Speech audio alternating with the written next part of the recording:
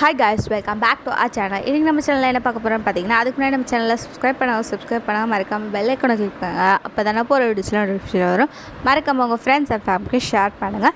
இன்றைக்கி நம்ம சேனலில் என்ன பார்க்க போகிறோம்னு பார்த்தீங்கன்னா, டிஃப்ரெண்ட்டான ஹெல்த்தியான சட்னி தான் பார்க்க போகிறோம். என்ன சட்னின்னு பார்த்தீங்கன்னா, உளுந்த பருப்பு சட்னி தான் பார்க்க போகிறோம். ஸோ வாங்க பார்க்கலாம், வீடியோக்குள்ளே போகலாம்.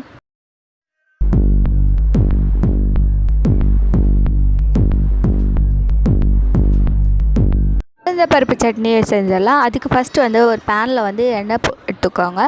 2 ஸ்பூன் எண்ணெய் ஊற்றிக்கலாம். இப்போ வந்து 4 ஸ்பூன் வந்து உளுந்த பருப்பு எடுத்துருக்கேன். அதை போட்டு வந்து உளுந்த பருப்பு வந்து ப்ரௌன் கலரில் வர வரையும் நம்ம வந்து இதை மிக்ஸ் பண்ணிக்கலாம். நீங்கள் வந்து அடுப்பை வந்து குறைவான தீயிலே வச்சு நீங்கள் பண்ணிக்கலாம். அப்போ தான் வந்து நல்லா வேகும், இல்லாட்டி ரொம்ப கருகிரும் உளுந்து.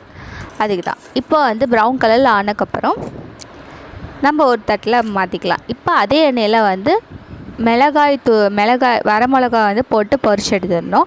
இப்போ வந்து அது கூட கொஞ்சம் எண்ணெய் ஊற்றி 3 சின்ன வெங்காயம் எடுத்திருக்கேன், மீடியம் சைஸ் எடுத்திருக்கேன்.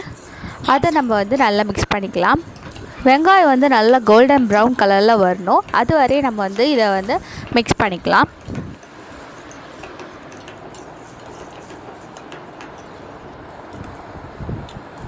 இப்போ பார்த்தீங்கன்னா நல்லா மிக்ஸ் ஆகிடுச்சு, ப்ரௌன் கலரில் வந்ததுக்கப்புறம் இப்போ நம்ம வந்து 2 தக்காளி எடுத்து வச்சுருக்கேன், அதையும் நம்ம சேர்த்துக்கலாம்.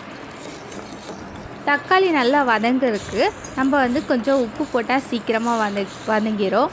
ஸோ வேணும்னா கொஞ்சோண்டு உப்பு போட்டுக்கோங்க. பார்த்தீங்கன்னா தக்காளி நல்லா வேந்துருச்சு.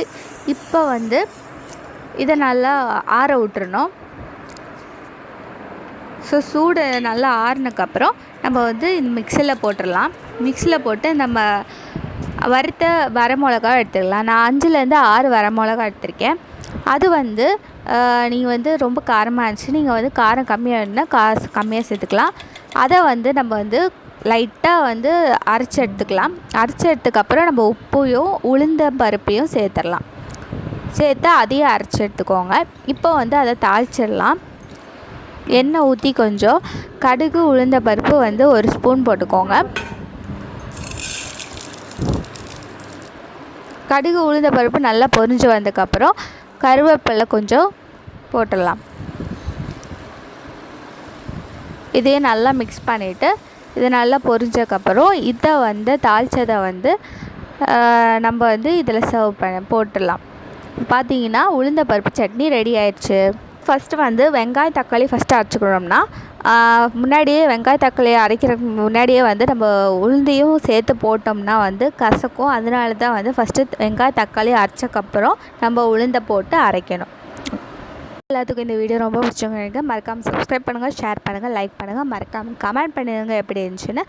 தேங்க்ஸ் ஃபார் வாட்சிங் மை சேனல் காய்ஸ். பாய்.